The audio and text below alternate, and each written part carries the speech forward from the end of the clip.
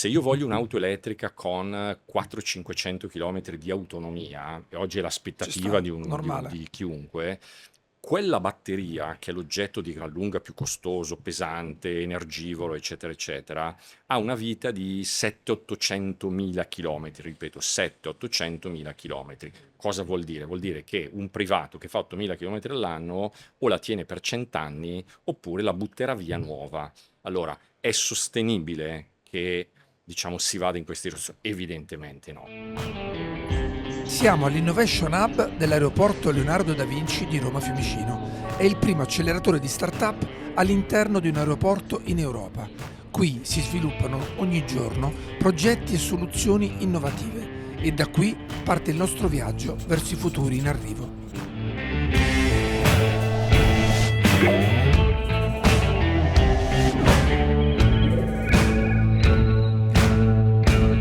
Ha creato l'auto senza pilota più veloce al mondo, corre a oltre 300 km/h e l'ha ribattezzata Ascari, come il leggendario Alberto Ascari, mitico ferrarista, 2 volte campione del mondo, uno dei piloti più amati di sempre.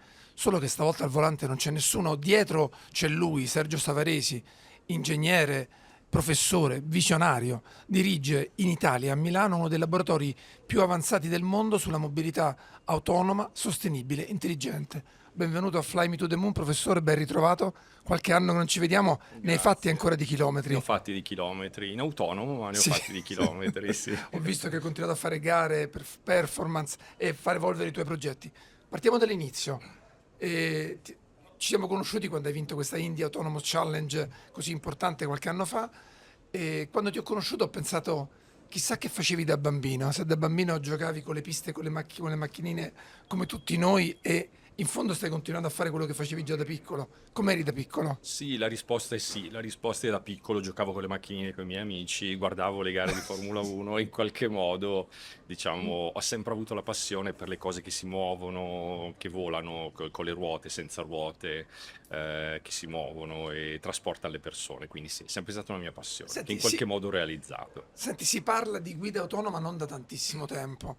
Io mi sono segnato una DARPA Challenge storica nel 2004, credo che 2004. fosse, dove a un certo punto nessuno è arrivato al traguardo. Poi l'anno dopo, quello che è stato poi forse il papà della guida autonoma, Sebastian Thrun, è invece arrivato al traguardo con una macchina e poi parte un progetto di Google. Quindi è relativamente recente l'idea che le macchine possano guidarsi da sole. Tu quando entri in questo mondo e perché? Allora, qual è stata la prima ondata in qualche modo di, diciamo, di pionieri che hanno cominciato a entrare in questo mondo? Io entro nell'onda più recente, la guida autonoma, quindi parliamo del 2015-2016 con alcuni progetti.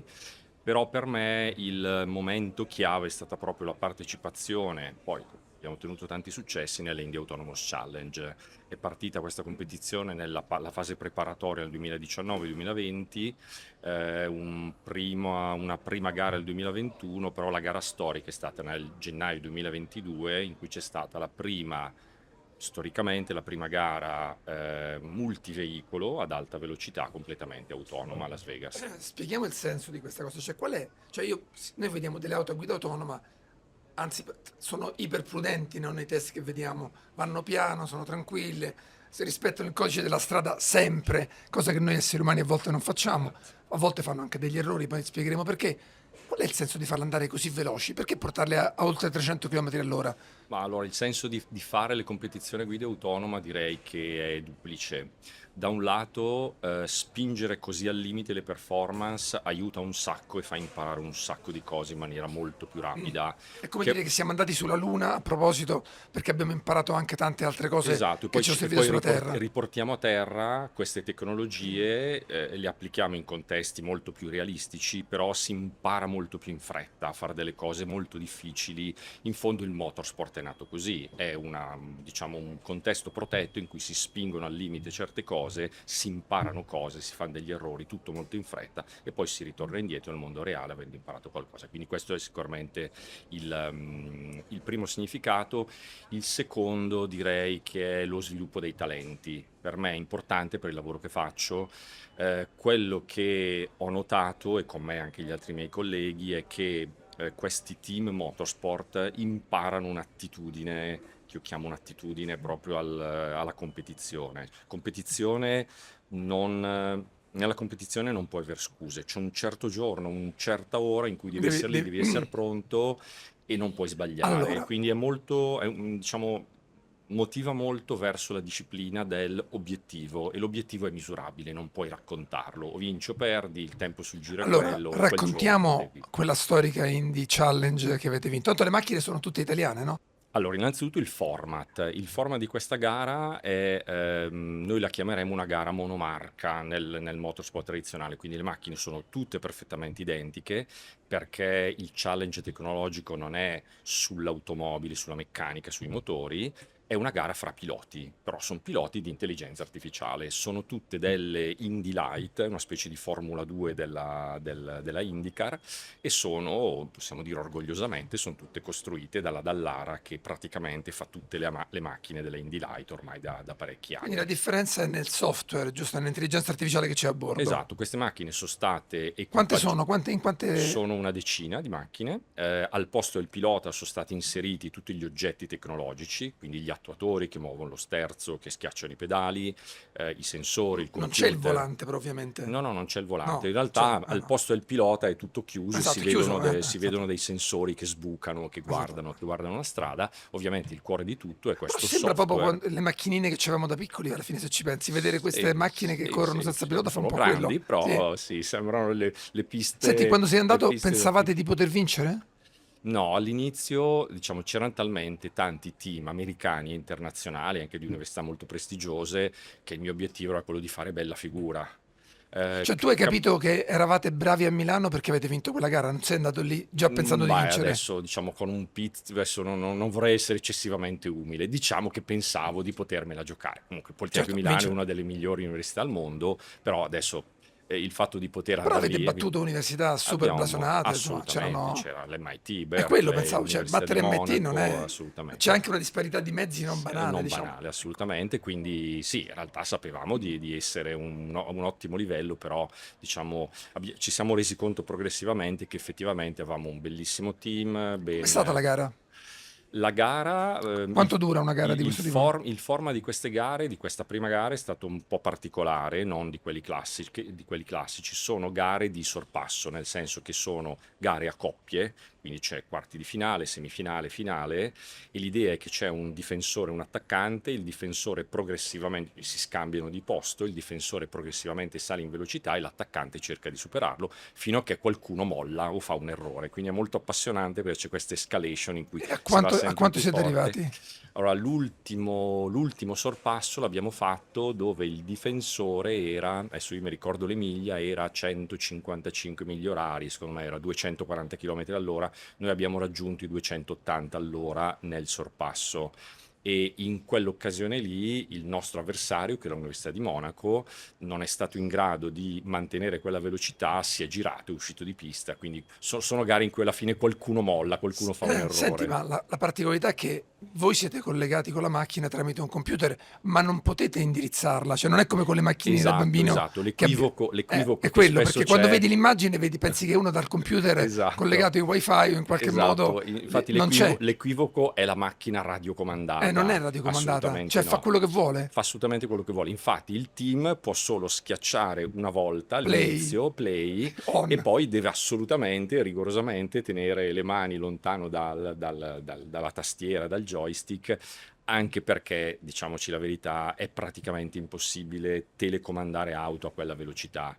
Se anche potessimo, non l'abbiamo mai fatto perché è praticamente impossibile. Quindi in realtà fanno tutto da solo ed è veramente emozionante vedere per mezz'ora queste auto che vivono di vita propria, e noi siamo in qualche modo i creatori di questo cervello, però non so come dire, sta facendo lui, quindi è un'emozione un po' strana, che me la ricordo ancora. Come avete festeggiato? Abbiamo festeggiato, vai, Cioè ci siamo. come un gol dei mondiali o una cosa più sobria? Sì, no, no, no, è stata veramente una cosa molto emozionante per me, per il team, era proprio una prima volta, una cosa un po' unica, c'era un sacco di tensione, un sacco di emozione, quindi è stato veramente, emotivamente è stato molto Senti, molto forte. uno dei team più interessanti del mondo accanto al vostro è un altro team italiano Sì, dell'Università di di Modena e Reggio Modena, Emilia, no? sì. Allora, è un caso o è il talento italiano per i motori e per le macchine veloci, no? Cioè, storicamente l'Italia è una patria di macchine veloci, con o senza pilota. Ma È un, io come lo direi, tro- io direi che non è un caso, direi che non è un caso, il team di Modena è molto forte, tra l'altro nell'ultima gara della Indy Autonomous Challenge, che è stata a Indianapolis nel settembre del 2024, c'è stata forse la più bella gara in assoluto di queste competizioni, è stata una finale bellissima, durata mezz'ora, tra noi e Modena. Finale Ha vinto bellissima, Modena stavolta? no, abbiamo vinto ancora noi, abbiamo No. vinto ancora noi, però sono stati bravi e soprattutto a un certo punto hanno mollato e non si sono schiantati nell'erba come hanno fatto i Ma è tedeschi. una rivalità accesa come un derby o c'è molto fair play tra scienziati? No, allora sicuramente c'è fair play, credo ci sia, ho molta stima del mio collega Marco Bertogni, Università Sì. di Modena, è un bellissimo team, quindi no, c'è assolutamente fair play, però c'è rivalità, adesso non neghiamola che c'è Senti, ma cosa rivalità. ci dice dell'Italia il fatto che due università italiane siano in cima a questo settore, cioè della guida autonoma, dove cioè, non siamo percepiti come un paese di grande innovazione tecnologica in questo momento, eppure su questo settore di frontiera, primo e secondo posto è tanto, eh? Sì, secondo me dice sempre in qualche modo, lasciami dire la stessa cosa, cioè noi italiani siamo molto forti nelle fasi iniziali dello sviluppo tecnologico. Abbiamo idee, abbiamo velocità, abbiamo flessibilità per trovare le soluzioni e questa in fondo è una fase iniziale di Ci perdiamo questo. dopo. E ci perdiamo dopo perché non riusciamo a scalare su progetti grossi, strutturati, con tanti finanziamenti. A questo punto, tipicamente, questo talento iniziale viene preso e sviluppato da altri. Questa, secondo me, ma noi a livello di capacità, talenti, capacità di aggregarsi attorno a un obiettivo chiaro, siamo fortissimi finché diciamo la scala, la dimensione del progetto non è enorme e questi non sono progetti enormi, sono progetti che si possono sviluppare Questo con dipende dal team di. fatto che il paese non riesce a fare sistema dietro i propri talenti, cioè vuol dire metterci dietro investitori, partner, cioè creare quella scala che ci fa diventare più grandi. Sì, allora io direi due cose. Abbiamo culturalmente, facciamo una certa fatica ad aggregarci, cioè noi siamo molto individualisti, noi abbiamo le botteghe dell'artista, noi ci sentiamo tutti artisti, la mia bottega, uno non fa la bottegona Ma con certo, 50 artisti, quindi nel questo Cinquecento è un po' i più grandi culturale. pittori italiani si facevano Esatto, da tutti la lì in avanti concorrenza. questa cultura è un po' Certo. rimasta. Però a parte questo, che è un po' il retaggio culturale, direi che la nostra vera difficoltà è quello scalare diciamo, su taglie grosse con investimenti importanti. È vero un po' per tutta l'Europa, eh. Cioè, oggi subiamo la capacità che hanno Stati Uniti, i due grossi poli, Stati Uniti e Cina, di prendere progetti piccoli ma importanti e alimentarli di risorse economiche tali da scalarli rapidamente su numeri molto grossi. Purtroppo nel mondo di oggi vince chi è in grado di diventare grande, perché rimanendo piccoli su queste cose non si va da nessuna parte. Quindi è un passo che dobbiamo Per fare, esempio, dopo dobbiamo che tu hai imparare. vinto la prima Indie Challenge o la scorsa così appassionante, hai avuto la fila di investitori fuori dalla porta o è rimasta come No, prima? no, ma è vero anche per il mio collega di Modena, ma è vero anche per i nostri colleghi tedeschi. Quindi, curiosamente, Ha ragione Mario Draghi assolutamente ragione Mario Draghi, assolutamente ragione Mario quando Draghi. dice che l'Europa sta perdendo la Sì, sì, partita sì, sì, dell'innovazione. assolutamente, assolutamente. Ma è Cioè, un la tema cosa Draghi se la prende anche col sistema regolatorio. Tu mi sembra che ci fai capire che c'è proprio un'incapacità di credere davvero alle nostre migliori innovazioni. allora, O è un tema io anche, o è un tema di regole, soprattutto, come dice Draghi. Beh, allora, diciamo, la battuta che ormai sulla bocca di tutti è che gli Stati Uniti innovano, la Cina copia, noi regolamentiamo. Allora, oggi le prime due cose non sono più vere perché la Cina innova tanto quanto gli Stati Uniti, ma è sicuramente vero che noi regolamentiamo, ci autolimitiamo e non sviluppiamo i nostri talenti, quindi un problema grosso a tutti i livelli. Oggi, diciamo, questo problema sta diventando molto importante su tutta l'area che è l'artificial intelligence. Certo. Quello di cui stiamo parlando oggi è una fetta di artificial intelligence, in particolare l'AI per sistemi fisici, che uno potrebbe anche dire la robotica. Cioè l'AI ha due grandi filoni, l'AI digitale, Certo. quella di ChatGPT, tanto per capirci, e poi c'è tutta quella che punta a sviluppare l'automazione in sistemi fisici, quindi l'auto autonoma, il manifatturiero autonomo, tutto quello che è AI for Physical Systems. L'Europa è rimasta indietro per Ma, motivi ma non è... regolatori, sì, assolutamente. Cioè anche noi regolatorio. ci sovraregolamentiamo. Io lo sto vedendo sulla sperimentazione sulla guida autonoma. Prova a dirmi una norma che cambieresti che ti riguarda. Una norma che cambierei che mi riguarda, allora, in tutta l'Europa oggi ottenere l'autorizzazione per fare sperimentazioni di guida autonoma su strada pubblica è estremamente complicato. Adesso non sto a tediarti sulla lunghissima lista di cose che vanno Tu renderesti più soddisfatte. facile la sperimentazione.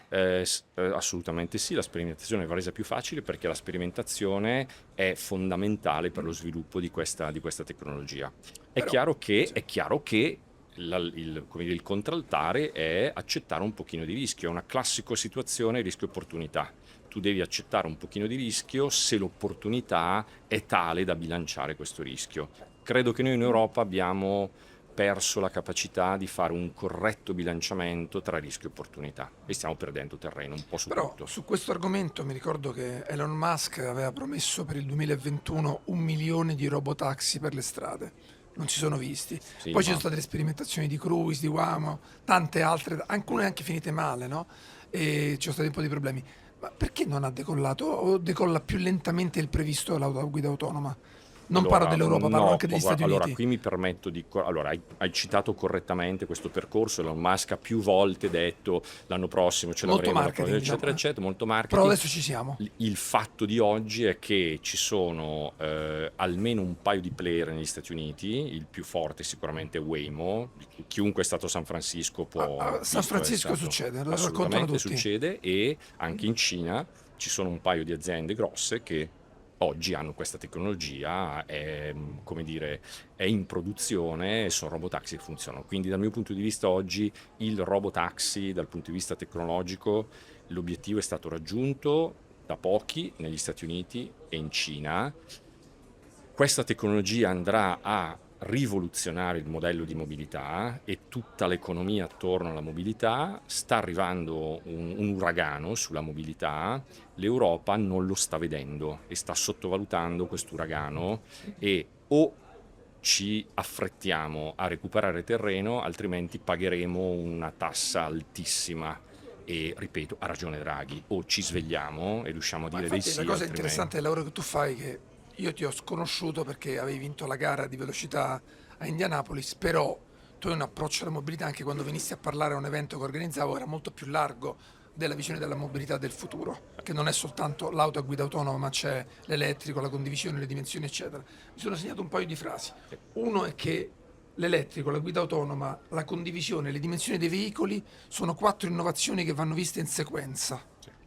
E l'altro è che pensare che oggi abbiamo 40 milioni di automobili in Italia e che un giorno avremo 40 milioni di automobili elettriche è una follia, che non sarà così. Spieghiamo queste due frasi perché mi sembra che dentro c'è il futuro di C'è come ci tutto, sposteremo. c'è tutto. Allora, facciamo per passi. Allora, partiamo dai 40 milioni di automobili. Il modello di mobilità occidentale si è sviluppato sul concetto di auto privata. Oggi siamo arrivati a un punto di insostenibilità, quindi 60 milioni di abitanti, 40 milioni di automobili, ma questi 40 milioni di automobili fanno pochissima strada. Vi dico qualche numero. Non più di 8.000 km all'anno di percorrenza media. Nell'orario di punta, in cui uno dice tutte le auto sono in giro e sono utilizzate, non più del 10% vengono utilizzate, il 90% sono inutilizzate. In città come Milano il 50% delle auto è parcheggiata su suolo pubblico e così via. Quindi cosa stanno dicendo queste cose? Troppe auto poco usate.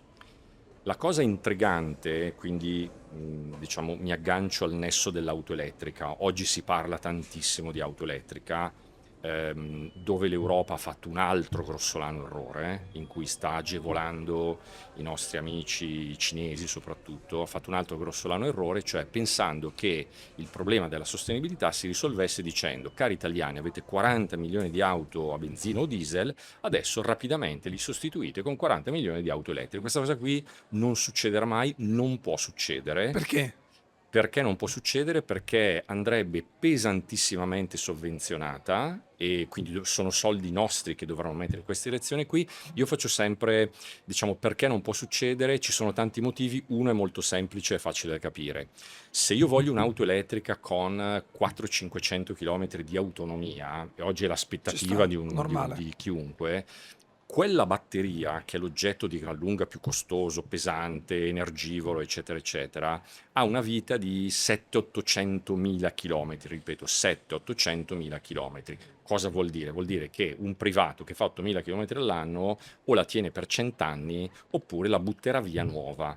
Allora, è sostenibile che diciamo si vada in questa direzione? Evidentemente no. Evidentemente le auto elettriche per poter essere sostenibili devono essere usate molto. Oggi è evidente che questo baco di fondo, che non è pubblicizzato dalle case, perché le case vogliono vendere automobili a tutti, le capisco perché vengono da un mondo, da un'industria che si è sviluppata per vendere un'auto a tutti.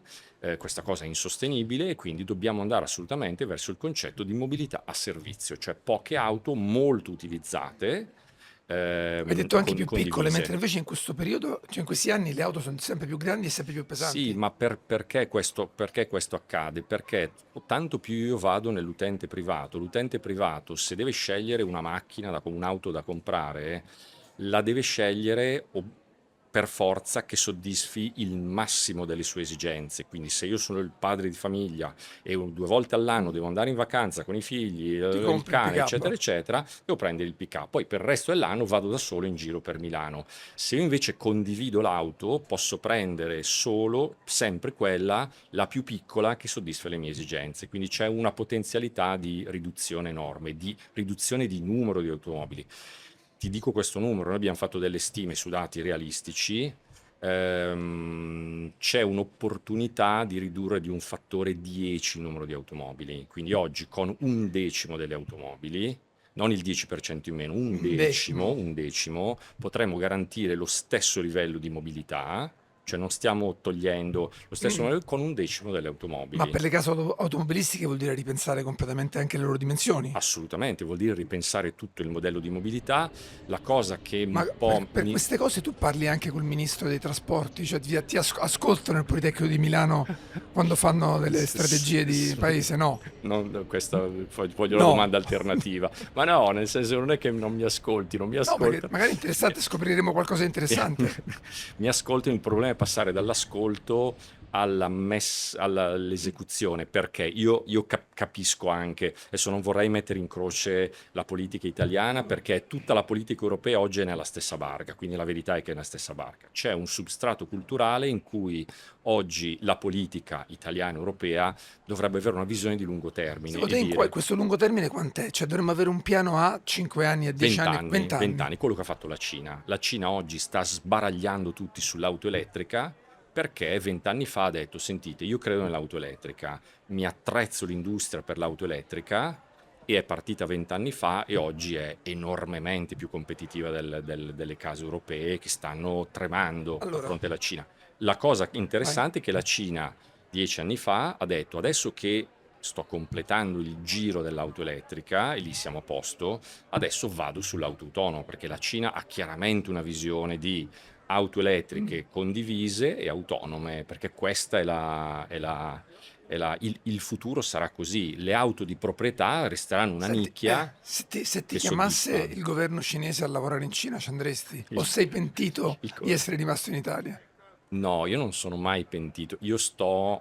Una delle mie sfide personali è quella di, non so come dire, fare guerra di trincee in Italia. Adesso la sto un po' esagerando, però io credo tantissimo a questo paese, a me Cioè piace domani ti chiama il tantissimo. governo cinese e tu non ci vai, è No, ufficiale. non ci vado, non ci vado, non ci vado perché credo che dobbiamo preservare i nostri valori, la nostra cultura, quindi Non ti assolutamente sei no. ancora scoraggiato abbastanza. Non mi sono ancora scoraggiato abbastanza, sì, forse il non ancora la dice lunga, magari fra un anno ti dirò, guarda, Senti, mi visto... sono scoraggiato Basta, abbastanza. finita. Senti, perché in Italia finora, in Europa anzi, non ha funzionato l'auto elettrica?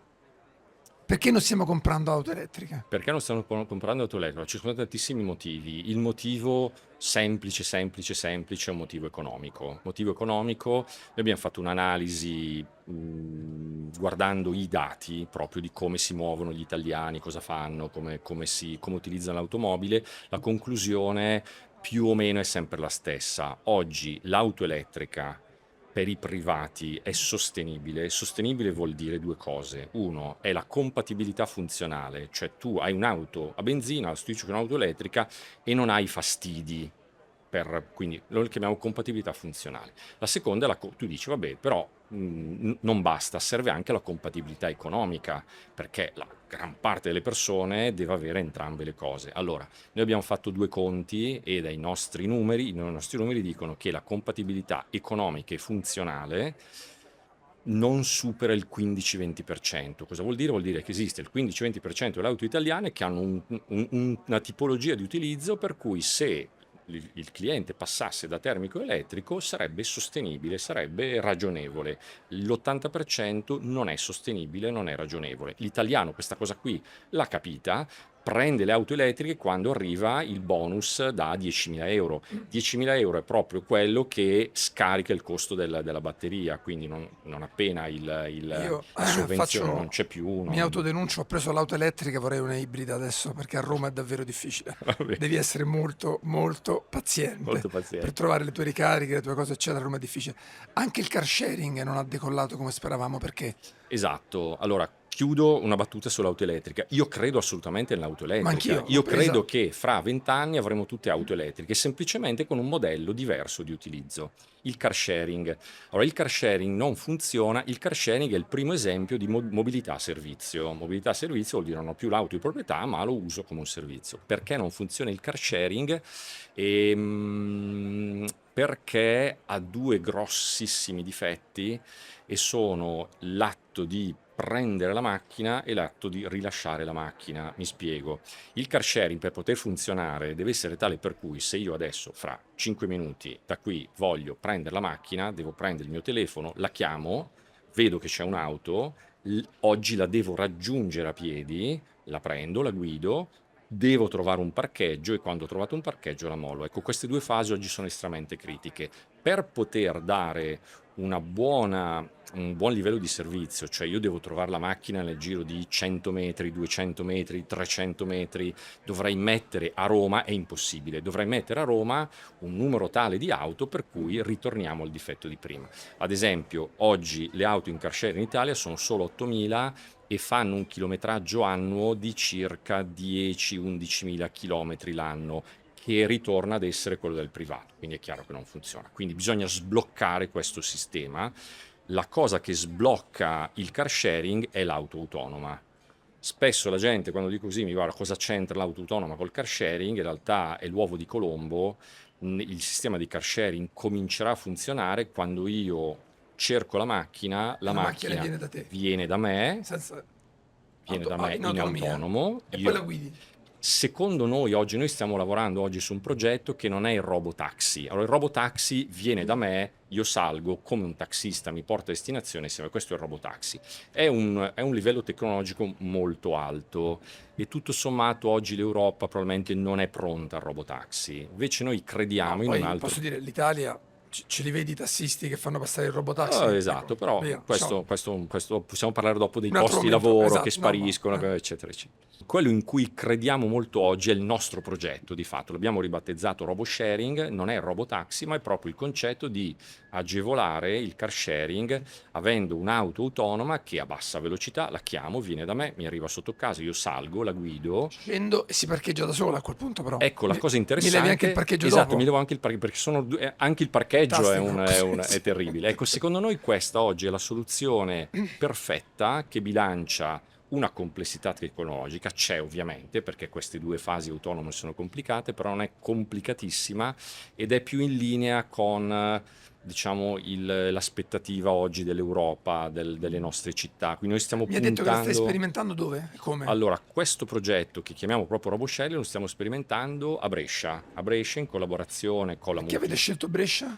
Abbiamo scelto Brescia perché stiamo lavorando in collaborazione con la multi-utility A2A. locale, che è A2A, che diciamo nasce come dalla fusione della multi-utility Sì, bresciana no, e milanese. Milano non è un buon posto per partire con la sperimentazione. meglio in Brescia, provincia, una bella Brescia, sì, è una provincia. bella provincia, grossa, è molto, molto E che, disponibile, che tratte, molto... cioè come funziona? Oggi sta funzionando per chi? Come? Per... Allora, oggi noi stiamo facendo la sperimentazione, non si può ancora dare un servizio perché oggi noi stiamo utilizzando il decreto ministeriale 70 del 2018 che quello sulle sandbox. consente quello che si chiama Sulle... Sì, esatto. Smart Road, che consente di fare sperimentazione di guida autonoma. Siamo tra i pochissimi in Italia che hanno ottenuto questa abilitazione, siamo molto orgogliosi.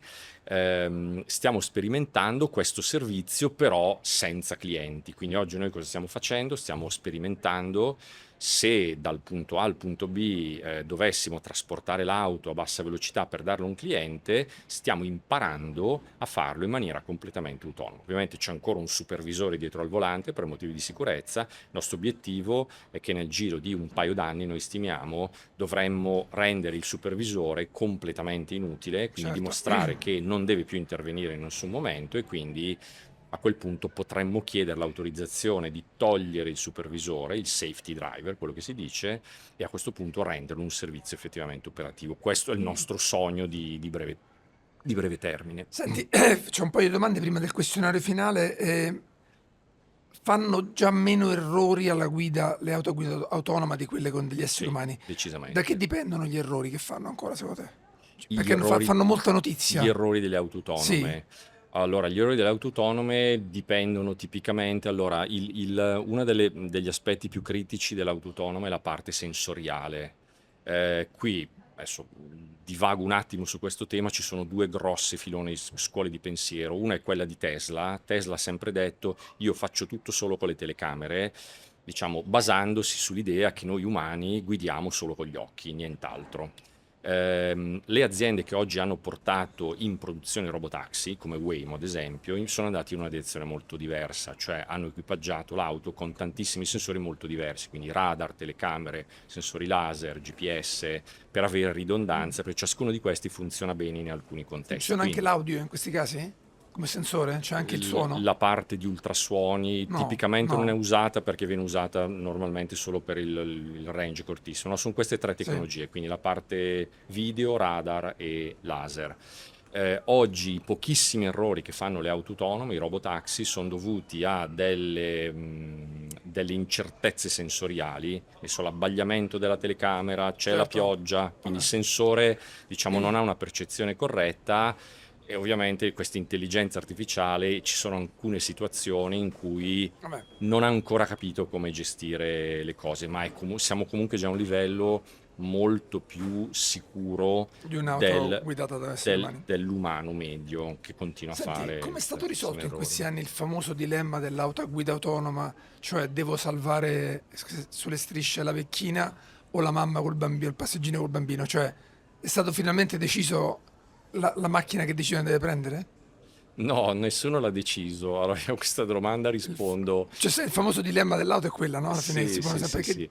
Ma allora diciamo così, oggi in realtà l'obiettivo è di non avere incidenti, cioè il target è zero, non ci stiamo ponendo questo tipo di dilemma. Perché c'è un dilemma etico lì, no? C'è un Cioè, dilemma etico, diciamo che adesso, a parte l'obiettivo di lungo termine, che è quello di non avere incidenti, certo. punto, che è fattibile, che è ottenibile, poi più nello specifico diciamo che oggi concretamente noi, quando programmiamo questi sistemi, tendiamo a privilegiare diciamo, l'attore più fragile che c'è in Certo, strada. beh, Ad esempio, quelli fragili oggi sono pedoni e ciclisti. È chiaro che è meno la probabilità di avere un incidente grave o comunque un danno grave è molto minore se io l'auto la butto contro il muro, la butto contro un'altra automobile, certo. mentre se vado contro un pedone o un No. ciclista, quindi oggi diciamo in maniera molto sintetica si privilegia l'attenzione all'utenza fragile che è Senti, che è hai in parlato di strada. questo obiettivo dei zero incidenti, che è un obiettivo che l'Europa si è data da un po' di tempo. Ok. Che ne pensi di questa idea delle città a 30 km all'ora che in Italia è stata adottata da qualche città, tra cui Bologna, Mm. anche con qualche polemica? Serve ridurre la velocità a 30 km orari? Non la voglio buttare in Mi politica. stuzzichi su un tema su cui stiamo discutendo proprio in questi giorni. Allora, noi stiamo facendo, allora, ti dico due cose. Allora, una cosa interessante, qui cito un lavoro che ha fatto l'MIT con cui stiamo scambiando delle informazioni. Hanno analizzato proprio Bologna, Milano e così via. Allora, la conclusione è abbastanza, non so se uso il termine patetico, cioè in pratica gli italiani semplicemente non seguono le indicazioni. Quindi dove è stato introdotto il 30 all'ora non è cambiato nulla, Che vanno oltre. ma sì, continuano prima, diciamo, l'analisi che è stata fatta dice che l'italiano fa i 30 all'ora in un contesto in cui ritiene che 30 all'ora sia la velocità Ci corretta. autoregoliamo, Ci diciamo. autoregoliamo, mettiamola così, mettiamola in positivo. Quindi questa è la cosa che, diciamo, è emersa. Noi stiamo facendo una sperimentazione in Milano di cui presenteremo i risultati fra poco, in cui stiamo provando a forzare dei limiti di velocità. Quindi io ti do in mano una macchina, questa macchina non può fare più di 30 all'ora, quindi tu non puoi sgarrare, e stiamo misurando i tempi di percorrenza di tanti guidatori in vari momenti Non ci puoi fare uno spoiler sui della risultati giornata. piccolo Lo piccolo? spoilerino è che in realtà cambia molto poco, però il Ah, percepito è molto, cioè se io vado su una macchina certo. limitata a 30 all'ora, il mio Ma perché percepito comunque la velocità media nelle città non è esatto, tanto mi sembra di spiù, andare certo. pianissimo, mi sembra di dire oddio sono fermo. Non può- Se poi conto i minuti che ci ho messo a fare il È più o meno percorso, quello. cambia molto poco. Senti, chiudo con questo, prima del questionario abbiamo citato il pioniere di questo settore che è questo Sebastian Thrun, che da qualche anno si è spostato in una startup con uno dei fondatori di Google per le auto volanti. Arriveremo anche lì secondo te o è una roba da fantascienza? No, diciamo, oggi c'è un trend importante di, diciamo, utilizzo dell'aria come, diciamo, diciamo, chiamiamole autovolanti o comunque droni per il trasporto di cose. Allora qui io, diciamo, in questo caso cito Elon Musk che dice che la parte, diciamo, volante è un po' overrated, nel senso che diciamo, le cose che volano si svilupperanno, ma volare è energeticamente estremamente più costoso di Ok. andare su ruota ed è estremamente più pericoloso, ha dei rischi associati. Quindi la mia stima è che si svilupperà, è sicuramente un'area interessantissima, ma resterà una nicchia premium. Sarà Quindi come la questione dei jet privati, fondamentalmente, che magari un super sì, ricco avrà cioè, l'autovolante tutto quando... sommato l'elicottero Sì, esiste già. esiste già adesso. È chiaro che un velivolo elettrico, quadricoptero, è più silenzioso, più efficiente, eccetera, eccetera, però non cambia la questione di fondo che è molto energivoro e richiede livelli di sicurezza enormemente più, è molto più critico dal punto di vista della sicurezza. Quindi io non credo che cambierà il rapporto ruota verso ala, alla fine rimarrà più o meno lo stesso. Allora, professore, finisco con 10 domande secche. Puoi fare delle risposte anche molto più brevi e Aiuto. andiamo dritti. E la prima parte da Matrix, tu preferisci la pillola rossa o la pillola blu? Aiuto, preferisco non prendere pillole io. Ma nessuna? Nessuna. Zero, va bene. Zero. Puoi salvare un oggetto del passato, che cosa porti nel futuro?